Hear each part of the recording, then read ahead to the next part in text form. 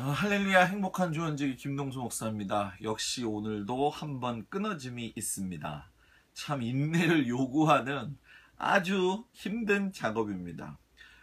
실상 제가 이렇게 테스트를 하는 것도 바로 이런 문제들 때문이고, 솔직히 말하면 하다가 좀 진이 빠집니다. 왜냐하면 한 번, 두 번은 끊겨지는 건 이해가 되지만 연달아 이야기하다 이게 끊어질 경우에는 참 어렵고 힘들더라고요.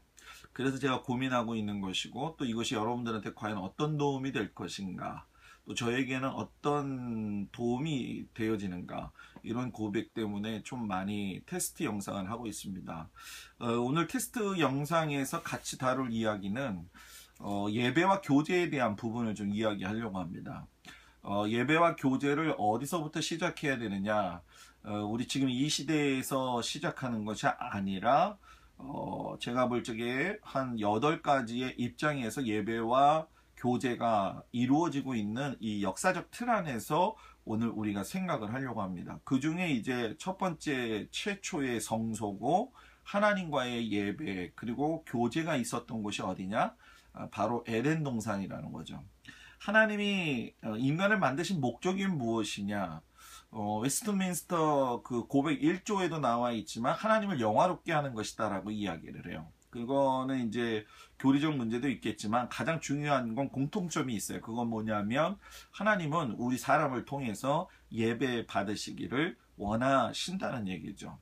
에덴 동산에 아담과 하와를 만드시고 거기에 함께 거니셨던 그 하나님, 항상 동행하셨고 항상 함께 하셨다는 거, 그것이 바로 예배라는 거예요. 교회에 와가지고 서서 일어나서 찬송가 부르고, 시간 되면 또 앉고, 시간 되면 또 일어서고, 목사님 설교 듣다가 졸기도 하고, 또 축도 받을 땐 무조건 머리 디밀고 축도 받고, 이게 예배가 아니라 우리의 실생활에서 어디에서든지 하나님과 동행할 수 있는 것 자체가 예배라는 거죠. 그런데 사탄의 유혹 가운데에서 선악과를 먹음으로 인해서 죄가 들어오게 되니까 하나님 앞에서 숨어 다니는 자들이 된 거죠. 하나님이 왜 선악과를 그 동산 가운데에 두셨을까? 여러분은 생각해 보신 적이 있나요? 이유는 딱 한 가지입니다. 어디를 돌아다녀도 에덴 동산에서는 선악과가 보인다는 거예요. 저거 먹지 마. 먹지 말라고 했으니까 먹지 말라고 하는 걸 꼭 기억해라 라고 말씀하시고 그것을 실질적으로 보여주시기 위해서 선악과를 중심에 두었다는 거죠. 그래서 선악과는 어떤 의미에서 본다고 하면 제1의 토라, 율법이기도 합니다. 왜냐하면 하지 말라고 하신 분명한 명령이었기 때문에 그렇다는 거예요. 그런데 안타깝게도 선악과를 먹게 되었고 그로 인해서 예배와 교제가 끊어지게 된 거죠. 그래서 쫓겨난 이후에 다시금 에덴 동산으로 돌아가기를 바라는 마음이 아마 아담과 하와에게는 있었지만은 그 실질적 사건이 무너진 계기가 바로 가인과 아벨의 예배드리는 모습 속에서 살인사건이 일어나게 된다는 거죠. 하나님이 없는 예배, 하나님은 사랑이 없는 예배, 하나님이 중심이 되지 않고 사람이 자기의 의의를 드리는 예배가 된다고 한다면 우리는 예배를 드리면서도 얼마든지 다른 사람을 죽일 수 있다라고 하는 사실을 우리가 깊이 깨달아야 된다는 거예요. 그리고 나서 이제 노아의 방주 그리고 바벨탑까지의 모든 시간들 속에서 보면 결국은 그것이 예배 드리는 자와 드리지 않는 자들의 삶의 결과로 일어난 부분이죠. 그래서 하나님이 계획을 바꾸신 것이 무엇이냐면은 아브라함이라고 하는 한 사람을 통해 가지고서는 그와 언약을 맺으시고 한 민족을 세우시는 거죠. 그때의 언약을 세우시면서 하나님께서 분명히 약속을 하셨죠. 그건 뭐냐 하면은 너의 그 후손들이 낯선 땅에 들어가서 훈련받고 나올 것, 고난받고 나올 것을 이야기하셨죠. 그래서 두 번째 성소로서 드러나는 것이 무엇이냐면 바로 광야의 성막이라는 얘기입니다. 한 민족을 세우셨어요. 그래서 출애굽하는 과정이 있었어요. 자, 이거를 신학적으로 우리가 이야기하고 영적으로 또 풀어서 나가면 잘 아시겠지만은 하나님의 백성이 되었다라는 얘기예요. 출애굽은 이미 하나님의 백성으로서 구원받았다라고 하는 걸 분명히 가르쳐주고 있습니다. 그런데 중요한 건 구원받은 자로서의 삶을 어떻게 살아야 되는지에 대해서는 하나님께서 분명하게 이야기하지 않으셨다는 거예요. 유월절을 통해 가지고 구원받고, 그리고 무교절이 일주일 동안 지나가면서 우리가 알고 있는 초실절, 그리고 초실절이 지나면서 칠칠절, 곧 오순절이죠. 이 칠칠절에 하나님께서 모세를 시내산으로 불러 오시죠. 그리고 우레와 번개 가운데 모든 백성들을 앞에다 놓고서는 하나님이 십계명을 주셨습니다. 이것이 바로 토라고 율법이라는 얘기죠. 지난 시간에 제가 말씀을 드릴 적에 토라라고 하는 개념이 해석되어질 적에 율법이라고 하는 부분으로 해석이 되어졌기 때문에 우리들은 흔히 한국교회에서 율법은 죄를 지적하는 것으로만 생각을 하지만, 율법은 지적하는 것으로만 보는 것이 아니라 왕의 백성들, 곧 우리들이 지켜야 할 규범으로서, 법으로서 생각한다고 한다면은 굉장히 자유함을 느낄 수가 있는 것이 사실이라는 거예요. 그래서 12지파 가운데 안에 그 중심 센터에다가 성막을 세우셨죠. 마치 에덴 동산에서 어디서 보면 선악과가 언제든지 보이는 것처럼 성막이라고 하는 존재도 그들이 나왔을 때 어디서든지 볼 수 있는 중심 센터에다가 누웠다는 거죠. 그러니까는 결국은 예배가 내 삶 가운데 중심 가운데 있지 않는다고 한다면 우리는 다른 방법으로 인생을 살아가게 된다는 거예요. 그리고 시간이 지나면서 이제 이 성막이 고정화되어지죠. 실상은 이 부분이 그렇게 중요한 문제는 아니었어요. 그런데 이스라엘 백성들한테는 또 중요한 문제로 작동을 하기 시작을 한 거죠. 그래서 우리가 잘 알고 있는 지상의 성전이 세 번이 세워지게 됩니다. 하나는 솔로몬 성전이고, 또 포로 이후에 수룹바벨 성전, 그리고 말라기 이후에 나타나고 있는 헤롯 성전이죠. 그래서 우리가 볼 적에는 세 번의 성전이라고 이야기를 하고 있지만은, 이스라엘 백성들은 솔로몬 성전 이후에 나타났던 그 포로기회의 수룹바벨 성전을 성전으로 치지 않습니다. 왜냐하면 보기에 너무나도 초라했기 때문에 그 부분에 대해서는 치욕감이 더 많이 들어 있었던 것이 사실이에요. 실제적으로 성경에서도 보게 되면은 젊은 사람들은 기뻐했지만 나이 든 사람들은 슬퍼했다라고 이야기를 해요. 자, 그럼 여기서 우리가 조금 좀 깊이 이야기를 해야 되는데, 오늘 실상 이걸 다 다룰 수가 있다는 게 신기할 정도인데 한번 집중을 좀 해보겠습니다. 솔로몬이 성전을 지었을 적에 그 화려함이라고 하는 건 뭐 이루 말할 수가 없습니다. 근데 우리는 이 솔로몬의 성전을 이야기할 적에 잊지 말아야 될 것이 있어요. 그것이 무엇이냐면 다윗이 준비해 놓은 성전이었다라고 하는 얘기죠. 솔로몬의 성전의 영화로움은 너무나도 좋았습니다. 그런데 솔로몬이 7년 동안 성전을 지었다고 한다면 우리가 알아야 될 것 중에, 놓치지 말아야 될 것 중에 한 가지가 뭐냐면, 그 이후에 솔로몬 자신이 자신의 궁궐을 위해서 13년, 14년이라고 하는 시간을 갖다가 더 투자를 했다라고 하는 거예요. 그러면 아버지가 준비했으니까 준비하지 않은 상태에서 한 것이랑 그렇게 차이가 있는 거냐, 이렇게 생각하실 분들도 있을 겁니다. 근데 그런 것이 아니라는 거예요. 어떤 문제가 생겼냐면은, 하나님에 대한 성전을 통해 가지고 하나님께 경배 드리는 것도 중요했지만 1000명의 여자들 데리고 산다는 건 여러분 보통 힘든 게 아닙니다. 한 명의 남편, 한 명의 아내를 데리고 사는 것도 정말로 이 문제가 많이 생길 때가 있는데, 1000명의 아내들, 그것도 각기 나라에서 정권을 유지하기 위한 그런 수단으로서 들어온 부인들의 특성, 그리고 그들이 믿고 있던 이방신들을 실제적으로 하나님의 성전이 세워졌다 할지라도 그들의 예배를 할 수 있도록 도운 것이 또 솔로몬이기도 해요. 그래서 어떤 사람들은 솔로몬을 지혜의 왕으로 이야기하는 건 분명히 좋지만은, 지난번 유대인 목사님이었던 마크 빌즈 목사님은 심지어 어떻게까지 이야기하시냐면, 솔로몬은 적그리스도다라고 이야기를 하셨어요. 아마 이 이야기 때문에 깜짝 놀라실 분들도 있을 텐데, 왜 그러냐면은 우리 반대로 한번 생각해 보자는 거예요. 이건 생각의 전환입니다. 하나님이 성전 만들었을 적에 하나님 예배드리자는 거예요. 그런데 1000명의 여자들의 신이 들어옴으로 인해서 하나님의 예배가 변질이 되기 시작을 했고, 그 이후부터 이스라엘의 분열이 될 수 있도록 왕의 법도로 살 수 있도록 주셨던 율법을 이행하지 않았던 사람이 솔로몬이라는 겁니다. 결국 그는 지혜로웠지만은 하나님과의 관계 면에서는 나중에 갔을 때 형편없는 인간이 되었다라고 하는 얘기예요. 그 결과가 우리가 잘 알다시피 르호보암과 여로보암으로 이제 나타나게 되는 거죠. 르호보암이 아버지의 뜻을 따라서 더 악하게, 아버지의 뜻을 따라서라고 하는 이 단어가 좀 그렇지만 아버지보다 더 악한 그런 결과를 낳았고, 또 이제 우리가 잘 알다시피 여로보암이 열지파를 데리고 독립하는 과정 속에서 예루살렘으로 내려가는 것을 방지하기 위해서 단과 그리고 베델에다가 예루살렘의 성전이 아닌 경배할 장소를 따로 만들었었고, 그리고 여호와의 7절기 가운데 절기 캘린더 달력이죠.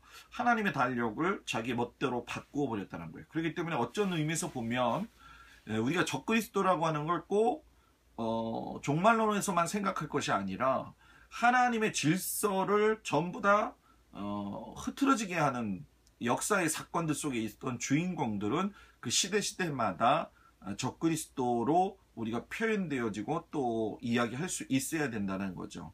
이런 것은 아마 받아들이기 여러분들이 어려울지도 모르겠지만 잘 한번 생각해 보시라는 거예요.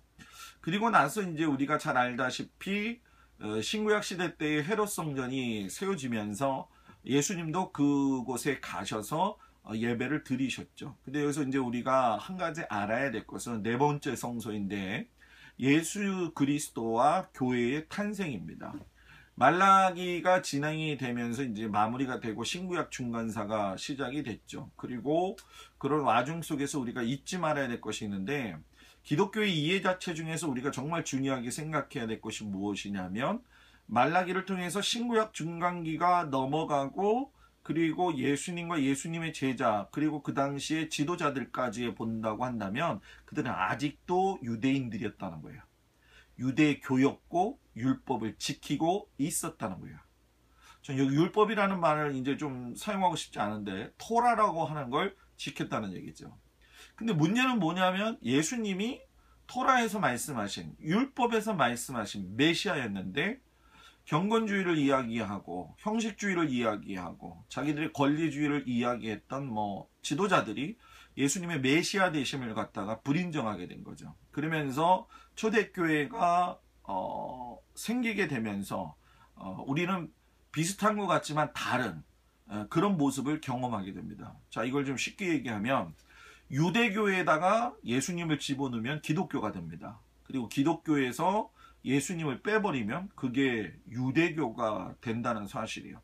그래서 어떤 사람은 이때 예수 그리스도가 교회를 세울 적에 베드로의 고백 위에 세웠다라고 이야기를 하지만 핍박이 지나가면서 콘스탄틴이 313년에 기독교를 공인하기 전까지는 실상 다른 사람들, 다른 나라 입장에서 본다고 한다면 유대교나 또 유대교 안에서의 초대교회 성도들을 구분할 수 있는 어떤 그런 중요한 것이 없었어요. 실질적으로 유대교 같은 경우에는 로마한테 반항을 한 것이 2, 3차에 걸쳐서 문제를 더 야기시켰고, 또 이런 상황에서 초기 교회를 갖다가 세우는 과정 속에서 같이 그냥 핍박을 당하기 시작했던 것이 또 초기 기독교의 성도들의 모습이라는 얘기예요. 그런데 313년 이후에 이제 우리가 알다시피 이방신을 섬기고 있었던 콘스탄틴이 어떤 로마의 그 하나의 구심체를 만들기 위한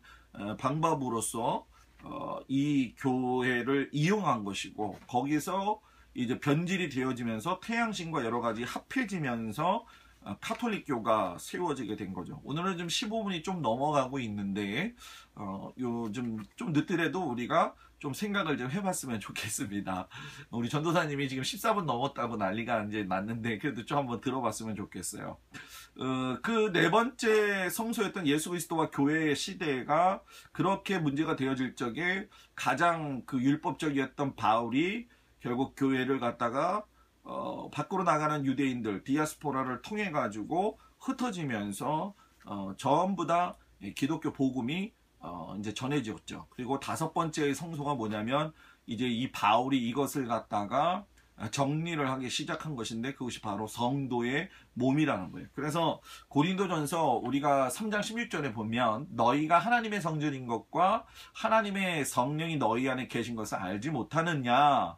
내 몸이 성전이라는 거예요. 내 몸이 하나님이 거하시는 곳이다. 그래서 거룩함과 순결함을 유지를 통해서 내가 예배와 교제가 하나님과 정상적으로 이루어진다는 거예요. 그런 의미에서 본다면 지금 한국교회의 가장 큰 문제는 뭐냐? 내 몸이 성전인 것을 알고 있느냐? 그냥 목사들이 종아리 걷어가지고 회초리로 때리면 그게 다냐는 거예요. 다가 아니라는 거죠. 자신들도 마찬가지고 저도 목사지만 성도들 전체가 내가 성전이라고 한다면 하나님 앞에서 거룩함과 순결함과 주님 안에서의 새로운 모습들이 형성이 되어져서 진정한 성소가 되어야 된다는 거예요. 그렇게 성소가 되어질 적에 우리가 6번째 성소가 되어지는 것이 이제 앞으로 일어날 일이지만 환난기의 성전입니다. 이것은 무슨 얘기냐면은 예수의 부활 때 이미 이전에 무덤에서 잠자던 자들이 일어났다는 것을 여러분 알게 될 거예요. 여기에 대한 얘기는 지금 이거는 15분 가지고 얘기할 수 없지만 그냥 단적으로만 얘기를 한다면 다니엘서 9장 전체 또는 다니엘 전체를 이렇게 보게 되면 72일에 대한 이야기가 있죠. 7일회가 지나고 62일회가 지난 이야기. 1일회를 7년 잡았을 적에 우리가 전체적으로 본다면은 솔로몬에서 다니엘까지가 500년이라는 시간, 그리고 다니엘에서 예수님까지 나타나는 시간이 500년이라는 기간, 그리고 한 일회를 뛰어넘어서 71회가 69일회에서 72일회가 되어지는 시점이 바로 우리가 알고 있는 7년 대환난의 문제입니다. 그럼 어떤 사람들은 이런 의견을 제시를 하죠. 어떤 제시냐면은 왜 건너뛰어서 그 기간을 무시해버리느냐. 당연하죠. 왜냐하면 그것은 유대인들한테게만 주어진 것이지 아직도 예수님을 알지 못하고 있는 이방인들을 구원하기 위한 한 공간을 주님께서 비워놓으신 거죠. 그리고 이제 우리가 잘 알다시피 요즘도 많은 문제들을 일으키고 있는 것 중에 한 가지가 뭡니까? 예수님이 휴거를 우리가 7년 대환난 전에 할 것이냐, 대환난 기간 중에 할 것이냐, 또 대환난 끝난 후에 할 것이냐, 이런 문제들을 가지고 이단들이 많이 얘기를 하고 있고 자기들의 교주라든가 자기들 말씀에 그냥 비추어서 아무렇게나 해석이 되기 때문에 두려워하게 된다는 거예요. 근데 여러분 실상 휴거나 이런 부분들은 두려워할 문제가 아니라는 얘기죠. 어차피 와야 될 문제고 주님이 약속하신 것이에요. 그리고 또 그때가 되면 굉장히 세상이 악하다라고 이야기를 하셨고, 어떤 분들은 그럽니다. 목사님, 전쟁과 기근과 이런 것들이 분명히 다 일어났었지 않습니까? 그럼 그때도 아무래도 종말의 때가 아닙니까? 이렇게 얘기할 수 있어요. 근데 여러분 그렇지 않다는 거예요.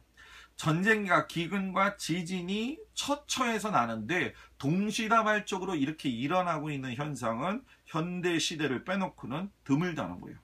IS의 전쟁이라든가 우리가 이란의 문제라든가 북한의 문제라든가 또는 지금 그리스의 금융사태 문제라든가 또 여러 가지 나라에서 지금 일어나고 있는 지진들, 그것도 태평양을 위주로 해서 계속적으로 일어나고 있고, 기근들, 요즘 비가 안 오는 부분들, 이게 한꺼번에 이렇게 터진 적이 없었다라고 하는 거예요. 그럼 제가 여기서 여러분한테 겁을 주기 위한 것이 아니라 이런 시대가 지금 시대라는 거예요. 그렇기 때문에 지금 우리들에게 중요한 건 환난 전이냐, 환난 중이냐, 환난 후냐, 이게 아니라 분명히 주님이 오신다는 거예요. 이걸 가르쳐야 되는 것이고 이걸 인식해야 된다는 거죠. 이것을 똑바르게 전할 수 있는 목사들이 많이 나와야 되고 자기의 지성 그리고 자기의 영성의 깊이를 가지고 이 부분을 해석하고 또 주의 종들과의 관계 속에서 말씀을 잘 깨닫고 해야지만이 이 부분을 해결할 수 있다는 거예요. 저는 지금 이런 부분에 대해서 많은 생각을 하고 많은 자료들과